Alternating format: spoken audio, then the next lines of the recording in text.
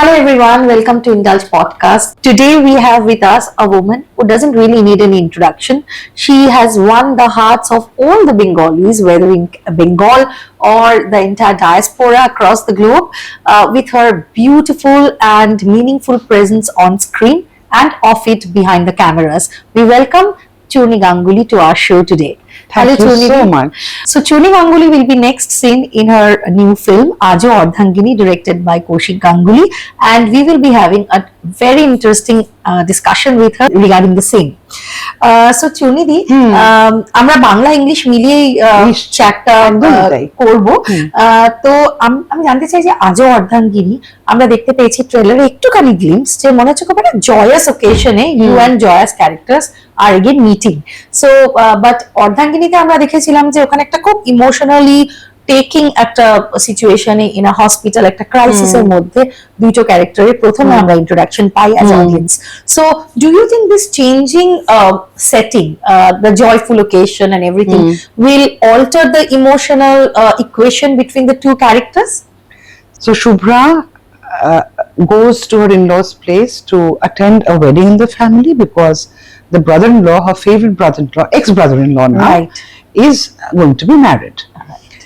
So it's a joyous occasion. But do you think just going back to that house would be reason enough for Shubhra and Meghna to come together again? No, so there could be some other reasons as well which transpire and bring the two women, one the present wife and one the ex-wife, to meet and spend a lot of time together once more. So I won't give that away. Right. So there's something more lurking behind what you see in the trailer. Meets the eye. There's much more than meets the eye.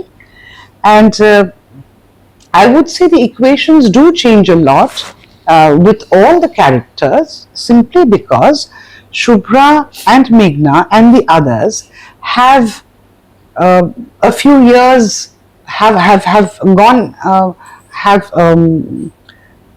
been living their lives for a few years now without each other. From the time when the last Ardhangini had ended, a few years have gone by. So they have their own, they have led their own lives, they have made changes in their own lives.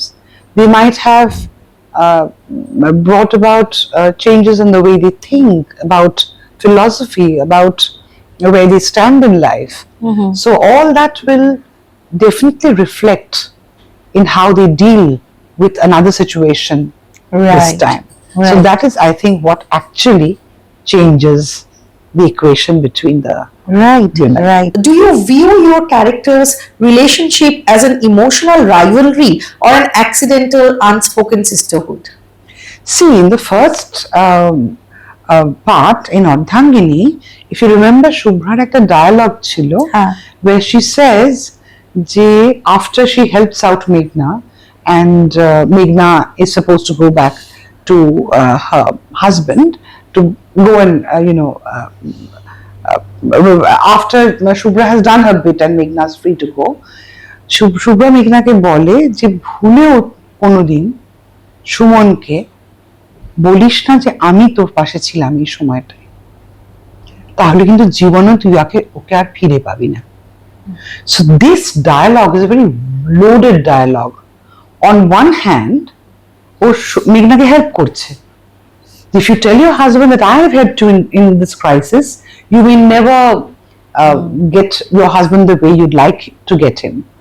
It will break a lot of things for you if he knows that I've been helping out. So সেটা কিন্তু help করে দিচ্ছে মেঘনাকে, but also there's a tussle. No matter where you are, you may be the present wife, but আমি উপস্থিত আছি, আমি কিছু করেছি জানলে পরে তোমার কিন্তু সুমনের সাথে থাকতে অসুবিধা হবে। Right. So there's the rivalry as well as the kind gesture. একটা অদ্ভুত couples together. Absolutely. পুরো অর্ধাঙ্গিনীতেই তুমি দেখবে সেটা আছে। ভীষণ একটা টেন্স সাহায্য করছে, তার সাথে সাথে ওকে কিন্তু sarcastically অনেক ভাবে একটা rivalry জায়গা কিন্তু তৈরি হয়েছে। And I also think because Shubhra now as we see her in Aajo Ardhangini, Shubhra তো একটা এমন বয়সে পৌঁছে, একটা তো মিড লাইফ ক্রাইসিসের মধ্যে দিয়ে সে যেতেই পারে একেবারে। হ্যাঁ, কাজেই তার হরমোনাল আপহিভাল হচ্ছে, সে ম্যাচিওর হয়েছে, ইভলভ করেছে ডেফিনেটলি, কিন্তু সেখানে মেঘনা এখনো ইউথফুল, এখনো সুন্দর। সেটা ডিফারেন্সটা আগেও ছিল, এখন আমার কাছে রাইভালির জায়গাটা কিন্তু কোথাও পুরোপুরি হয়তো শুভ্রার মতো মানুষের কাছে যায়নি, এখনো ভিতরে ভিতরে রয়েছে। তো সেটাই আমি বলছি যে সিস্টারহুডটা কিন্তু automatically because of Shubhra's maturity and Meghna's maturity, despite the rivalry being there, I wouldn't say যে সেটা নেই একেবারে, কিন্তু কোথাও একটা ফার্স্ট পার্টের জন্য একটা বন্ডিং হয়েছে, সেটা কিন্তু এখানেও কোথাও আমরা দেখছি দুজন নারী তারা বসে হাসাহাসি করছে। আমার ক্যারেক্টার শুভ্রা বলতে যে আমরা বেছে বেছে একজনকে বিয়ে করেছিলাম, দুজনেরই আমাদের প্রাইজ পাওয়া উচিত তার জন্য। So this is a sisterhood, right? Right. When you're discussing a man and not in a very positive light. Yes. আর শুভ্রা তো ওই জায়গাতে এসছে that she's learned to do without that family. Right. She's learned to do without that man. আগে যেমন আমরা শুভ্রাকে দেখেছি ভীষণ drab and she's very geometrical and straight. And she was like trying to navigate terms with the এখন she's much more relaxed. Oh, she takes care of herself. She dresses up for herself. ও ভালো করে থাকতে শিখে গেছে। তো সেটাও একটা journey যে একটা এরকম একটা সংসার থেকে বেরিয়ে এসে যে নিজের জীবনের মধ্যে একটা কমপ্লিটনেস পাচ্ছে, সেই মানুষটা আবার কোথাও কি রাটেলড হয়ে গেল, আবার কোথাও কি ডিস্টার্বড হয়ে গেল by the presence of the present wife again. Right. তো ইকুইলিব্রিয়ামটা কোথাও তো ঘেঁটে যায় আবার। ভীষণ ভাবে। এবং এই যে যেটা there's a beautiful line in the film promotions আমি দেখছিলাম যে relationships may end but the past one leaves behind is never truly erased. So as individuals, ব্যক্তি মানুষ হিসেবে তুমি কি এটা বিশ্বাস করো যে is it genuinely possible to be completely secure in a marriage where the ghost of a past relationship is still actively respected by the family? আমার তো মনে হয় যদি প্রাক্তন কোনো সম্পর্ক থেকে থাকে কোনো মানুষের, সেটা একটা কারণে ঘটেছিল, which was there must have been some form of mutual respect. যদি না সেটা অ্যাবিউজিভ হয়ে থাকে কোনো তরফ থেকে, তখন সেটাকে অবভিয়াসলি সেটা নিয়ে একেবারে, but still we are products of our past. একটা অ্যাবিউজিভ রিলেশনশিপে থাকলেও কিন্তু সেইটার প্রোডাক্ট আমরা। আজকে আমার যদি কোনো একটা অ্যাবিউজ হিস্ট্রি থেকে থাকে কোনো প্রাক্তনের সাথে, তাহলে তার প্রোডাক্টে কিন্তু আজকে আমি যেই মানুষটা তৈরি হয়েছি সেটা কিন্তু I owe it to that partner, কিন্তু তাকে রেসপেক্ট দেওয়ার কোনো কারণ নেই। কিন্তু এমন যদি কোনো সম্পর্ক থাকে যেখানে একটা খুব মিউচুয়াল অ্যাডমিরেশন, মিউচুয়াল একটা ভালোবাসা, রেসপেক্টের জায়গা ছিল, কিন্তু কোনো কারণে হয়তো দুজনের পথ আলাদা, দুজনের আউটলুক আলাদা, ফিলসফিজ আলাদা, দুজনের প্রিন্সিপালস হয়তো অনেক জায়গায় মেলে না, এথিক্যাল সমস্যা থাকতে পারে, রাইট, কিন্তু সেই জন্য হয়তো কম্প্যাটেবল নয় তারা। তো তার মানে তার মধ্যে কিছু সুন্দর মুহূর্ত বা সময় ছিল না, বা সেগুলো তার চলে যায়, অ্যাডমিরেশন, রেসপেক্ট ছিল না, তা তো তোমার যদি আমাকে ভালোবাসতে হয়, আমার সেই গোটা হিস্ট্রিটাকে নিয়েই তো ভালোবাসতে হবে। তো সেই মানুষটার কথা আমরা আলোচনা করতে পারি, তার সঙ্গে আমরা কফিও খেতে যেতে পারি একসাথে, সে পারিবারিক বন্ধুও যেতে পারে কখনো, তার তো কোনো অসুবিধা নেই। কিন্তু সেটা কি ধরো সেটা গোস্ট হিসেবে আমাকে হন্ট করছে, রাইট, সেগুলো বন্ধু হিসেবে আছে, রাইট। বাট ধরো মানে এটা কি তুমি বিশ্বাস করো, ধরো আজকে কোন একটা রিলেশনশিপে পার্সোনালি সেটা মনে হলো না, দুজনেই দুটো পথে এগিয়ে গেলে, হ্যাঁ, কিন্তু কোথাও দেখলে যে সেকেন্ড ম্যারেজ করলো, do you think those two women can become friends, বা ওটা কোথায় কত অব্দি বাউন্ডারিটা টানা উচিত? উচিত অনুচিত তো সেই মানুষগুলো ঠিক করবে, রাইট, কিন্তু বন্ধুত্বপূর্ণ জায়গা থাকতে পারে, কারণ তারা তো দুজনেই একটা মানুষ কোনো কারণে তাদের ভালো লেগেছে দুজনেরই, কাজে কিছু কমন গ্রাউন্ড তাদের থাকবে।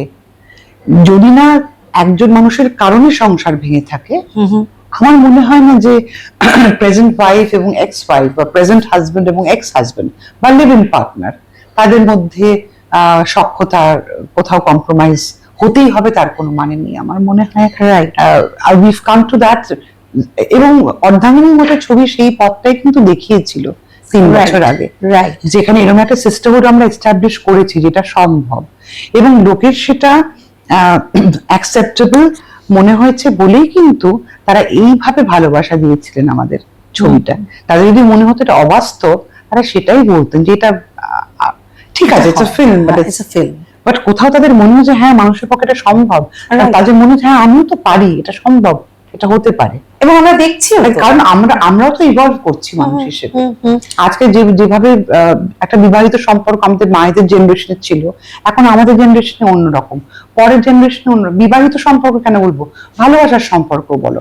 আজকাল তো মানুষ একসাথে থাকেও, বিয়ে না করেও থাকে, সেগুলো তো আজকাল অ্যাকসেপ্টেবল হয়ে যাচ্ছে। আজকে অনেক রকমের সম্পর্ক তো হয়। তা আজকে এসে এখানে দাঁড়িয়ে আমরা যেন এটা আলোচনা করতে না বসি সত্যি কি হয়, রাইট, কিন্তু সেই উদারতাটা যেন আমাদের থাকে, to accept a person with all the baggage, এবং সেটাকে ব্যাগেজ না ভেবে প্রোডাক্ট, সেই পাঁচটারই একটা প্রোডাক্ট, সেই পাঁচটাই তাকে কিছু ভুল শিখিয়েছে, ঠিক শিখিয়েছে, তাকে সেইভাবে ইভলভ করিয়েছে সেইভাবে দেখতে পেলেই তো হয়ে গেল। এবং আমাকে একটা কথা বলো চুনিদি, শুভ্রার যে চরিত্রটা, it's defined by immense self respect. হ্যাঁ, মানে একটা ভীষণ ডিগনিফাইড, একটা self respecting woman she is, so she explicitly chose to stay away, yet family ties drag her back. আমরা এটা দেখেছি, সম্পর্কের কিছু মানে ক্রাইসিস, পরিবারের কিছু ক্রাইসিস তাকে আবার ফিরিয়ে এনেছিল। হ্যাঁ, কিন্তু how did you approach playing her this time around, and is she more guarded or has time healed some of the open wounds? The latter. Time has healed a lot of the open wounds, কিন্তু ওর যে তার মানে অভিমান নেই, বা ওর যে তার মানে শ্বশুরবাড়িতে যখন সে তার পা রাখছে, সে যে সাংঘাতিক মানে কি বলবো, অস্বস্তি না পেয়ে যে সে রাখছে তাও কিন্তু নয়। কারণ সে বাড়ির বউ হয়ে বেরিয়ে গিয়েছিল, এক সময় বাড়ির বউ হয়ে ঢুকিয়েছিল একটা বিয়ের অনুষ্ঠানে, সেরকমই একটা বিয়ের অনুষ্ঠানে এসছে যেখানে সেই বাড়ির বউ আর নয়, সেই বাড়ি থেকে সে বেরিয়ে গেছে কখনো, এবং বহুদিন ধরে তাদের সাথে কোনো সম্পর্ক ছিল না তার। সেই অবস্থাতে সে ফিরেছে, মানে বিয়ে অ্যাটেন্ড করতে, অলবিয়েট, হ্যাঁ, তো ফিরেছে। তো সেই জায়গা থেকে সেই অস্বস্তিটা রয়েছে, অ্যাকনলেজমেন্টটা রয়েছে সেটার, যে হ্যাঁ আমার অসুবিধে হয়, কিন্তু আই থিঙ্ক নিজের একটা ভাবনায়, নিজের যে একটা ওয়ার্ল্ড ও তৈরি করে ফেলেছে এই বছরে, সেখানে ও যথেষ্ট কমফোর্টেবল, রাইট, এবং নিজেকে সে ভালোবাসতেও শিখেছে। সে ঠিক কোথাও কেউ এলো একটা লিপস্টিক পরে সুন্দরভাবে বসে দেখাটা করলো, ঠিকঠাক মতো বাড়িতে সুন্দর করে সেজে থাকা, টিপটপ হয়ে থাকা, নিজের যেগুলো ভালো লাগে সেগুলো করা, নিজের উপর একটু মন দেওয়া আর কি। আমি ধ্বংস হয়ে যাইনি সেই ফিল না, একেবারে you are phenomenal director yourself, তুমি একজন অসাধারণ একজন ফিল্ম মেকার। সো যখন তুমি কৌশিক গাঙ্গুলি সেটে এই ক্যারেক্টারটা প্লে করছো, which is so intricately etched, তো do you completely switch off your director's brain, naki you also find yourself quietly analyzing the frame? Actually, most of the time with anyone, Kaushik বা আমি যেখানে যখন কাজ করেছি, আমি পুরোটাই নিজের ক্রিয়েটিভ সত্তাটাকে ডিরেক্টরের হাতে ছেড়ে দিতে চাই। তারা যেইভাবে আমাকে করাতে চান বা যেইভাবে শট নিতে চান সেগুলো নেবেন। আর সবসময় যে সেটা আমার মতো হবে তার কোনো মানে, কারণ if you see my films and if you see Kaushik's films, because you mention Kaushik, আমি তাই বললাম, তুমি দেখবে যে আমাদের ভাষাটা অন্যরকম, একেবারে গল্প বলার মানে ভিশনটা একটু অন্যরকম। আমি রাধা বলে যখন আমি অভিনয় করি তখন কম মনে হয়, যখন দেখতে বসি কোনো একটা সিন অভিনয় করার পরে, হয়তো যখন ডাব করছি ওই সময় হয়তো আমার মনে হয় সেটা যদি এরকম ভাবে নিত তাহলে একটু হয়তো অন্যরকম হতে পারতো, কিন্তু but this is also good. হ্যাঁ, একেবারে মানে গুড ব্যাড ব্যাপার না, মানে আমি কিরকম ভাবে নিতে পারতাম সেটা হয়তো আমার মাথায় আসে অনেক সময়। বাহ, আর একটা কথা বলো, মানে তোমার ভিতরে তুমি কাকে বেশি মার্কস দেবে, তোমার ডিরেক্টর সত্তাকে না তোমার অ্যাক্টর সত্তাকে? ডিরেক্টর সত্তাকে, মানে I think I am overrated as an actor. একদমই না, আমরা মানবো না, আমার মত আমরা মানবো না। তার মানে তুমি খুব নিজেকে নিয়েও খুব critic, you critic yourself also a lot. I analyze as an audience, you analyze. Analyze. Churni, আমাকে বলো, when are we going to see you again in the director's cap? When are you putting that on again? And when are we going to see a fabulous? ছোট করে বলতে গেলে I'm sorry I interrupted. I think I understand তোমার কোয়েশ্চেনটা কি। হ্যাঁ হ্যাঁ, যে কবে আমি আবার পরিচালনার কাজ করব, যখন আমাদের বাংলা ইন্ডাস্ট্রিতে আরেকটু কাজের ফ্লো বাড়বে। রাইট। বিকজ এখন কি হচ্ছে, যেহেতু কম ছবি তৈরি হচ্ছে, সেটা নানা কারণ রয়েছে হওয়ার। যেহেতু কম ছবি তৈরি হচ্ছে, আমি যদি নিজে প্রডিউসার হতাম, I would always choose established directors বা directors who given me good returns at the box office. সেরকম ডিরেক্টরসদের দেখে তাদেরকে দিয়ে আমি ছবি করাতাম। যখন আমি অনেক ছবি করছি, আমার হাতে আরো ছবি করার ইচ্ছে আছে, তখন আমি কিছু কিছু এস্টাবলিশ ডিরেক্টরদের দিলাম, কিছু আমি নতুনদের দিলাম, এইভাবে আমি কাজ করবো। আমি করা তখন একটা মানে সম্ভাবনা থাকে। আমি অভিনেত্রী হিসেবে হয়তো অনেক বছর কাজ করছি, বাট পরিচালক হিসেবে তো আমি নতুন। আমি 2টো ছবি মাত্র ডিরেক্ট করেছি, কিন্তু সেই 2টো ছবিও হয়তো অনেকে 20 বছর কাজ করে ওরকম ছবি হয়তো বানানো খুব নির্মাণ করা খুব কঠিন। Thank you so much, thank you. না, ক্রিটিক্যাল অ্যাক্লেম সত্যি পেয়েছে এবং ভীষণ ভালো রিভিউজও পেয়েছে। অভাবনীয় সুন্দর 2টি ছবি আমরা উপহার পেয়েছি। এবং তোমার কি মনে হয় না যে এই টাকার অভাবে, যেটা তুমি যে যুক্তিটা তুমি দিলে যে অনেক কমার্শিয়াল ফিল্মস বেশি হবে আগে, যেগুলো রিটার্ন দেয়, তাহলে তো সেভাবে দেখতে গেলে পথের পাঁচালী ফ্লপ, হ্যাঁ, তাহলে তো বানানোই যেত না। তাহলে কি তোমার মনে হয় না যে যারা এই ধরনের, দেখো তাহলে কত কষ্ট করে ফান্ডস জোগাড় করতে হয়, এই ধরনের ভাবনাগুলো কি তোমার মনে হয় না আমাদের ফিল্ম ইন্ডাস্ট্রিকেও বাহবা দেওয়া উচিত, যে যেখানে আমরা একটু অন্য ধরনের মনের খিদে মেটানোর মতো ছবি আমরা দেখতে পাবো? তোমার সেটা নিয়ে কি মনে হয়? এখন তো সেই দিকে আমরা কোনো ঝুঁকি দেখছি না।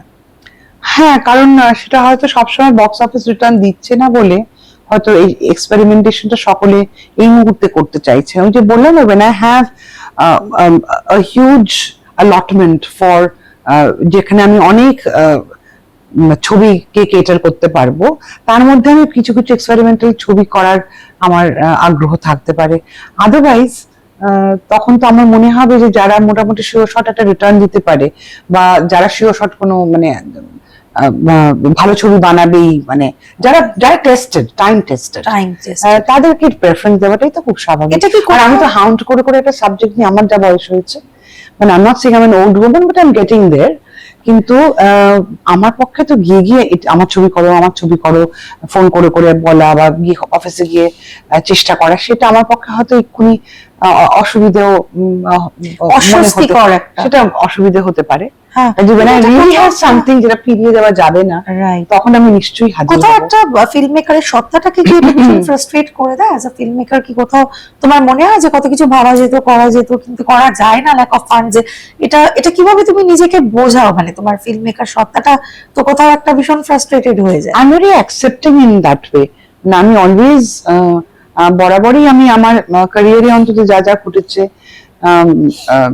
বা মানে প্রাইভেট লাইফেও আমার, ধরো when I lost my mother, I think কোথাও গিয়ে সেই কষ্টটাকে অ্যাকসেপ্ট করে নিয়ে I knew I had to, আমার ঠাকুরদা একটা কথা বলতেন যে accept the inevitable with grace. When you know it is inevitable, যে হবেই এটা, তখন সেটাকে গ্রেসফুলি অ্যাকসেপ্ট করো। সেটাকে ফাইট করে কোনো লাভ নেই, সেটা ম্যানিপুলেটও তুমি করতে পারবে না। And I don't believe in manipulation also. কাজে আমি মনে করি যে যেটা একটা অবস্থায় ইনএভিটেবল হয়ে আছে, সেটাকে, যেমন আমার মা চলে যাওয়াটা বলছি, I had to be the person who took care of my sisters who are younger than me. আমার বাবা তখন ভীষণ তার ailing, he was ailing, which is another reason actually যে কারণে আমার ছবি বানানোটা on hold চলে গেছিল ওই সময়তে। ওটা I'm coming to that. তো সেটা I rose about that, and আমার কষ্টের থেকেও তখন আমার দায়িত্ববোধটা জায়গা নিয়ে নিয়েছিল ভীষণ ভাবে। তো ওরকম একটা মর্মান্তিক ঘটনার পরেও, হ্যাঁ, তো এইটা তো আমার কাছে কিছুই না। আমি ছবি করতে পারছি না, নিশ্চয়ই পারবো কোনো এক সময়, এটা আমার অ্যাকসেপ্ট করতে পারাই উচিত। তো রাইট, নিশ্চয়ই there are better filmmakers around. So আর যেটা আমি বললাম যে তারিখ আমি তৈরি করেছিলাম 2019 সালে, তারপরে 21 সালের শুরুর দিকে মা চলে যান, and my father went on back-to-back surgeries, মানে হাসপাতালে ভর্তি, কোভিড টাইমস, একবার কোভিড, একবার এই, একবার ওই, নানা রকম ওপেন হার্ট সার্জারি, মানে কত রকম যে হয়েছে ওনার। তো he became to skin and bones. তো ওই সময় মানে তখন রকি রানীর অ্যাকচুয়ালি শুট চলছিল। আমি তখন ওই সময়টা মানে আমি একটা কমেডি করার মুডেই ছিলাম না অ্যাকচুয়ালি। তখন আমার একেবারে মানে দিন নেই রাত নেই, ঘুম হচ্ছে না, হাসপাতালে কি করে ওই হচ্ছে, খাওয়া দাওয়া করছি না ঠিক মতো, I was not taking care of myself. তো ওই একটা period 2021 to I would say 23-24 আমার সেটেল ডাউন করতে একটু টাইম লেগেছে, পুরো একটা স্থিতাবস্থায় আসতে। সো নাও সেই 24 এর পাশ থেকে এখন it's just 26। So now I suppose মানে ওই জন্য আমার লেখা এবং ক্রিয়েটিভ জায়গাগুলো না একেবারেই ব্যাক সিটে চলে গেছে। আমি তখন এগুলোতে মাথা দেওয়ার আমার কোনো অবস্থাই ছিল না। তুমি রকি আর রানী শুটিংটা করলে কিভাবে ওরকম মেন্টাল স্পেসে থেকে? মানে was it one of the very challenging times for you? It was challenging time, but the sets were fun. কো-অ্যাক্টরদের সাথে কাজ করতে খুব ভালো লেগেছিল। In real life, when a marriage ends, do you think ex-wife ever become a financial or emotional support? Can they ever become? মানে যদি history of abuse না থাকতো, I would definitely be there. There are things that both Shubhra and Meghna hide from Suman. সুমনের থেকে দুজনেই অনেক লুকিয়েছে। হ্যাঁ, তো এটাকে তুমি কি বলবে? এটাকে ভালোবাসা বলবে না ম্যানিপুলেশন বলবে? সেটা আমার মনে হয় কিছুটা গ্রেস, বিকজ শুভ্রা জানে যে এই জিনিসগুলো জানলে ওদের মধ্যে সম্পর্কে চিপ ধরতে পারে, কমপ্লিকেটেড হতে পারে কোনো জিনিস। তো সেই জায়গা থেকে আমার মনে হয় শুভ্রা সেটা ছেড়ে দেওয়া, ওকে গ্রেসফুলি ছেড়ে দেওয়া এবং ওকে গাইড করে দেওয়া। যেমন ওকে যে সেই নিজের শ্বশুর বাড়িতে একটা প্রতিষ্ঠা করলো প্র্যাকটিক্যালি শুভ্রা, ফোনে ফোনে ফোনে ফোনে গাইড করে করে করে করে, তো সেটাও তো এক রকমের একদম মানে অ্যাকচুয়ালি পর্দার পেছন থেকে সাহায্য করা। তো পুরোটাই সে অ্যাপিয়ার করলো না, but she could see the whole house. শাশুড়ি মা কোথায় বসে আছেন, আলমারি কোথায়, আলমারির কোন লকারে কোথায় ফাইল আছে, কোন ড্রয়ারে কি থাকতে পারে, এইভাবে তো পুরো গাইড করে করে করে করে দিল। সেই নেপথ্যে থাকার একটা অন্য রকমের ডিগনিটি আছে আমার মনে হয়, যেটা শুভ্রার ক্যারেক্টারের মধ্যে I found was there. Right. একটা কথা বলো, এই যে একটা পপ কালচারে there is always a tendency to pit one woman against other over a man. আমরা সবসময় দেখি যে they both are rivals. হ্যাঁ, তো this film is not doing that and flipping it to its head and turning it into a complex psychological একটা alliance. So how do you see that? It's time we did that actually.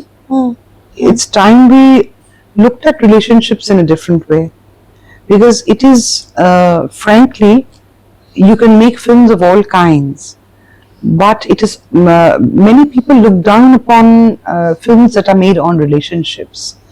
I think relationships are the basic foundation of our existence, and to be able to talk about it, to be able to মানে শুধু romantic relationship বলছি না, কিন্তু basic relationship আমি বলছি, with anyone, human two human, human two animal, সেগুলো কিন্তু আমাদেরকে হোল্ড করে রাখে।